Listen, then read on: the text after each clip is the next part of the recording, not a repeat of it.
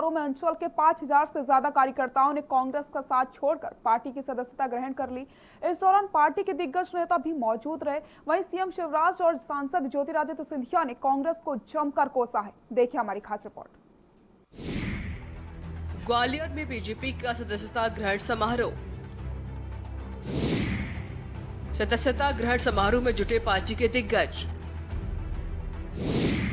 5000 से ज्यादा कांग्रेसियों ने ली बीजेपी की सदस्यता। ज्योतिरादित्य सिंधिया ने कांग्रेस को जमकर कोसा। सीएम शिवराज भी कांग्रेस पर जमकर बरसे। केंद्रीय मंत्री नरेंद्र सिंह तोमर समेत कई नेता रहे मौजूद।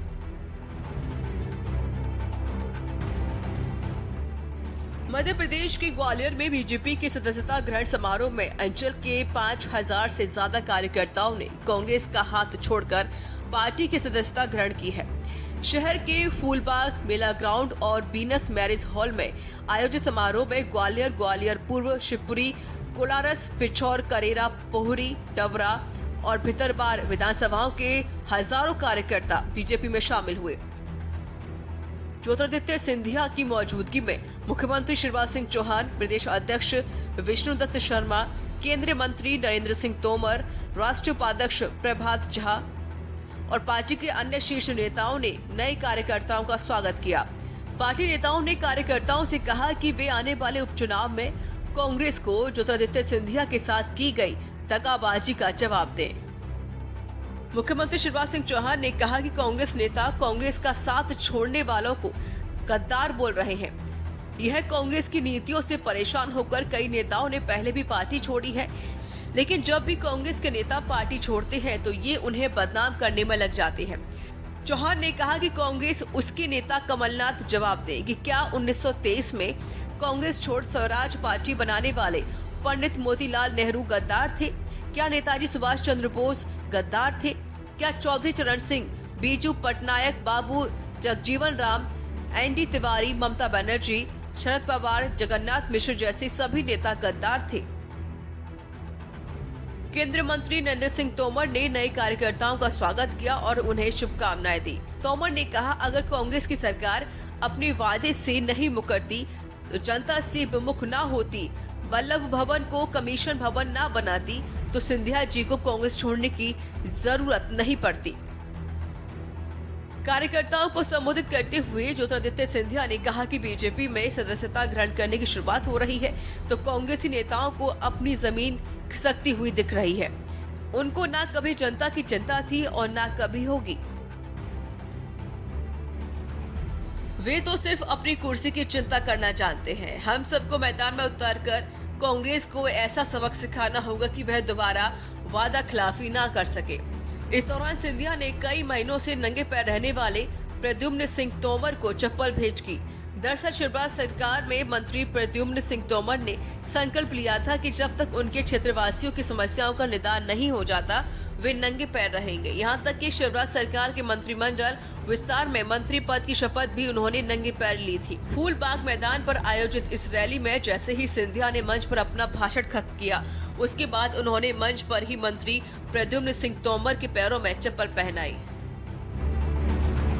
प्रदेश को लूटने लगे और तब जब ज्योतिरादित्य जी और उनकी टीम ने कहा वादे निभाओ, वचन पूरे करो, तो उनको ही अकड़ दिखा बैठे। ये सरकार अगर गिरी है तो वादा खिलाफी के कारण मैं ज्योतिरादित्य जी आज आपका अभिनंदन करना चाहता हूँ। ग्वालियर की गालवी की इस पवित्र धरती पर आपने उस बेईमान और झूठी सरकार को सड़क पे ला दिया। 5 साल में प्रदेश को तबाह कर देते, बर्बाद कर देते। गद्दारी तुमने की कमलनाथ, मध्य प्रदेश की जनता के पीठ में छोड़ा तुमने खोपा, विश्वासघात तुमने किया। मैं उन मित्रों का अभिनंदन करता हूँ जिन्हें अपनी विधायकी और मंत्री पद दांव पे लगा के इस्तीफा देके जनता के लिए संभव हो गया। अब ये कह रहे हैं कि इन्हें गद्दारी की है, गद्दारी, कांग्रेस छोड़ दी है। आज मैं ग्वालियर की जनता के सामने कमलनाथ आपसे पूछना चाहता हूँ, कांग्रेस के मित्रों से पूछना चाहता हूँ, मोतीलाल नेहरू जी के पिताजी मोतीलाल नेहरू, उनने 1923 में ये कहा कि अंग्रेजी सरकार के खिलाफ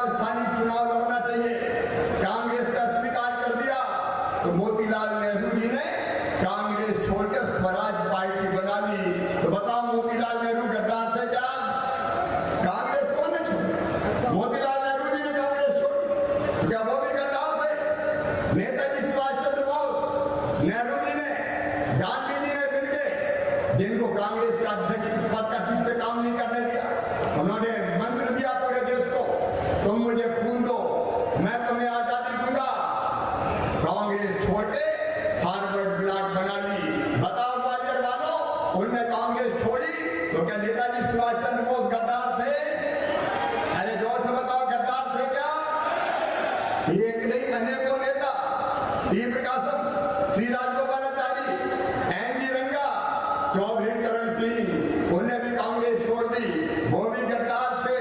राम वीरन सिंह, उन्हें कांग्रेस छोड़ी, वो भी गद्दार थे। बीजू पटनायक, उन्हें कांग्रेस छोड़ी, वो भी गद्दार थे। बाबू जगजीवन राम। बहरहाल मध्य प्रदेश की 27 सीटों पर होने वाले उपचुनाव की तैयारी राजनीतिक दलों ने शुरू कर दी है। इसी कड़ी में ग्वालियर चंबल इलाके में शनिवार को बीजेपी ने रैली की और वहीं कांग्रेस भी बीजेपी पर तंज कसने का कोई मौका नहीं छोड़ रही है। स्पेशल डेस्क के न्यूज इंडिया।